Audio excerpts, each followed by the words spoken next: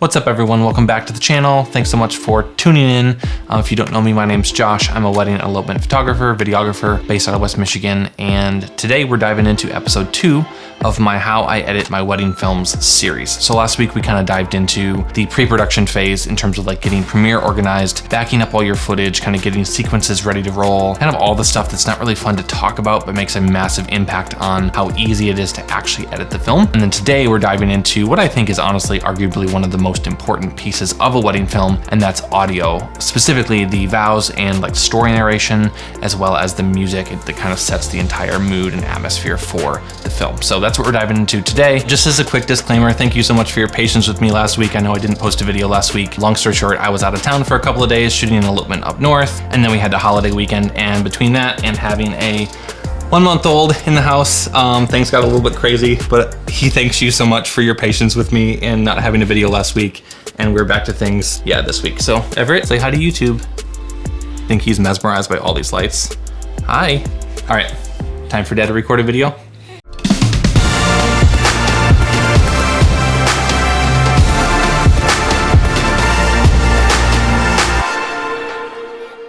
So to kind of kick things off, I want to just talk about like the importance of having good audio. I think it's really easy, like when you think about the film visuals, to just think of how important good cinematography is, having good composition, good lighting, any of those kind of like visual edit things are super easy to kind of look at a film and go like, oh yeah, it looks really, really pretty. But I would argue that the importance of having good audio really transcends even the importance of having good visuals, because those visuals, they'll take you on a journey, but the audio sets the mood for that journey. So think about it like this, like if you're on a car ride through a beautiful national park, you have incredible visuals all around you, the lighting's amazing, you're just in awe of the beauty of God's creation. But then the music that you have on in the car is like this, driving, heavy hitting, kind of rock and roll kind of soundtrack. It's gonna create this energy and this vibe in the car.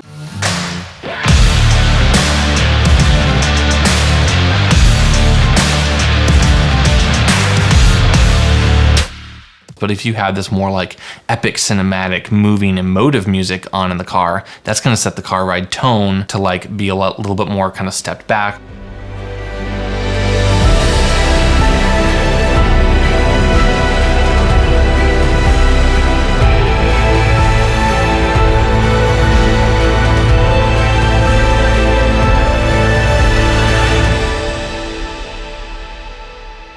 Nothing wrong with either of those two things if you want to bring excitement or if you want to kind of bring more emotive power, but the power of that audio cannot be overstated, because having a good soundtrack and a good kind of audio backing to a film completely sets the tone for that journey. Now, of course, I'm not going to ever say don't pay attention to your cinematography, don't worry about composition, don't worry about lighting. All those things are not like, spend time doing that. We'll talk about that next week. But first things first is always sitting down and going, all right, how's the mood of this journey going to feel? What's the music going to be like? Are there vows or story that's going to set the entire vibe for this visual journey we're taking people on? And how can I arrange my film in a way that makes sense for the visual journey that I want to take people on, something that complements what we're already going to be doing? And so getting the audio right on the front end is massively, massively helpful in actually setting a tone for the visual journey that you take people on. And so as you think about like audio components in wedding films, there's really two major components. The first one being like spoken word. So that's any sort of like speeches or vows or story narration that's going to go into things anytime when like the couple's talking.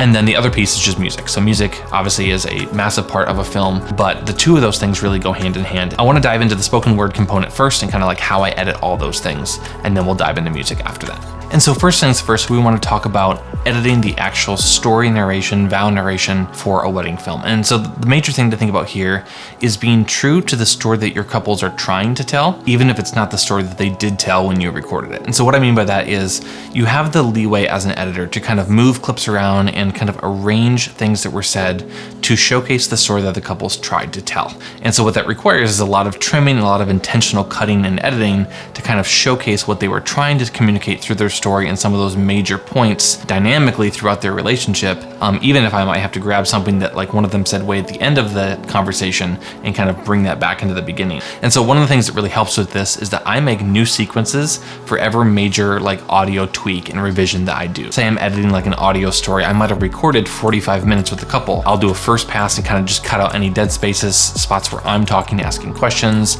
If they're kind of thinking about something and before they answer, kind of cut out all those dead spaces. So that'll be a sequence. And then I'll kind of go through and flag like, hey, they talked about this stuff for a little bit bit here, and then they changed subjects and started talking about this component of their relationship. I'll copy that, make a new sequence. So that way you're not losing edits as you do them. You're not just deleting parts of the audio that the couple said. You're being intentional about asking yourself the question, does this fit within the story? Does this fit within this wedding film? And then if it doesn't, cutting it, but then kind of saving that sequence so you can go grab that again later if you realize later on that you actually needed that clip and need to pull it back into the film. And then we actually get to the actual editing of the audio itself. And there's two major things I do to the audio. The first is EQ. Every individual who speaks inside one of my wedding films has their own audio track. So I'll do EQ for that entire person's voice because every person's voice sounds different. And so I'll have like the groom's audio, the bride's audio, any additional audio components. All those have their own tracks and those are all EQ'd separately. And think of EQ basically just as the loudness of the different audio frequencies from like high to low. And so EQ is basically just going through all the different audio frequencies and choosing to increase or decrease certain specific frequencies to kind of level out the audio mix, because in any audio recording, you're gonna have certain parts of the audio that are just more obvious than other pieces might be. So you might have a mid-range that's just like super, super loud and obnoxious. You need to kind of cut that down to make the audio sound more normal.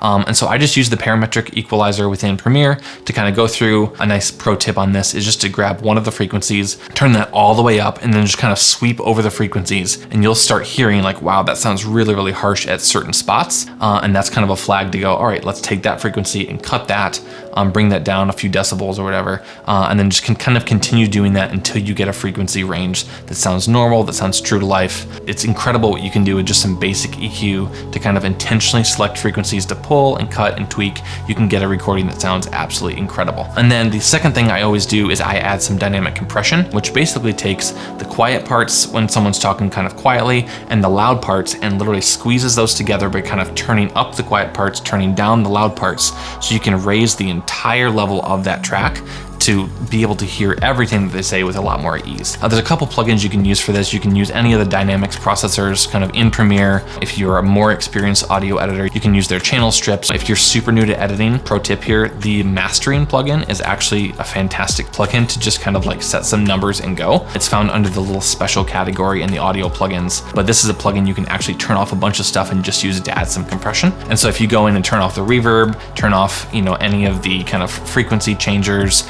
any of that kind of stuff, and all you're gonna do is just turn that loudness maximizer up, and you can kind of get those volume levels to start kind of like, if you look at your audio meters, you can see those volume levels start peaking around like -5 decibels is kind of a good spot for the audio to kind of peak, to give you a little bit of room. It's not peaking out, you're not clipping the audio, but you're gonna get a nice clean sound. It's a time consuming process that takes a lot of time to kind of go through and tweak all that stuff individually, but it just makes everything sound so much better. And as an editor, that's your responsibility, is to go in and make your couple sound as good as humanly possible. You do that by being true to their story and then using some audio plugins to help their voice sound as best as it possibly can.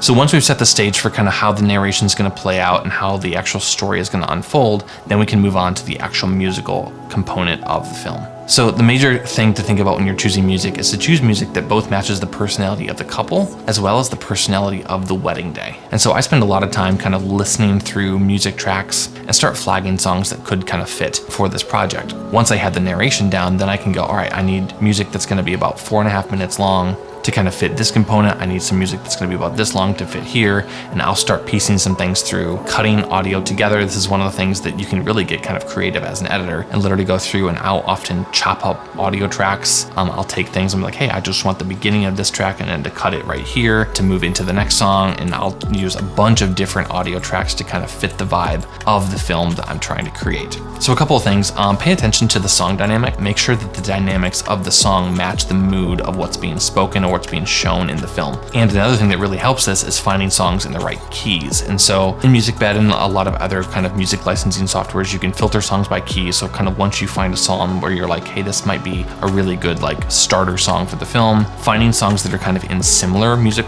keys is super, super helpful, because then you can use this little plugin in Premiere called like pitch, tune, and pitch bending. You can actually bend the entire pitch of a song up by like a semitone or two to kind of raise those songs so that all the songs can be in the same key, so that when you're transitioning from one song to the next, you're not having to like cut and have these weird hard cuts between songs that are super, super obvious. I try as much as I can to have all of my music just flow seamlessly into each other like one long 10-minute track. And you have to cut all those together and splice all those together. So audio takes a ton of time. I'll usually give myself a couple of days just to like listen through music and then drop in a bunch of different songs. Trial and error is huge here. Spend all the time you need to get it right. And then sometimes you'll jump into the visual edit and you'll look back at the music and be like, yeah, this doesn't fit. Be open with yourself and honest with yourself about if it's not working, to kind of go back in and cut the songs and retry things. Give yourself some room for trial and error. Don't be too hard pressed on, hey, I picked this song, I have to stay with this song. Even if you spend a bunch of time, get it right, because your film will thank you, the viewers will thank you, the couple will thank you. You're gonna thank yourself later because you're gonna watch the film back and be like, wow, this really, really fits from front to back.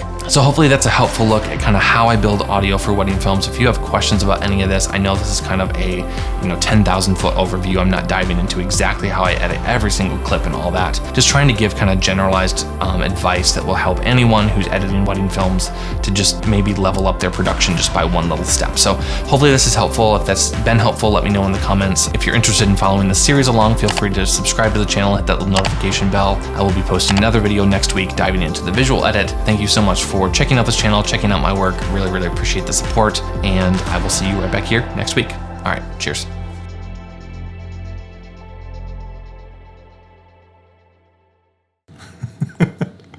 He just loves these lights so much. Do you love the lights? He loves looking outside and like watching the outdoors through the screen and stuff. So I think having this 3-foot softbox is a little bit mesmerizing. Buddy.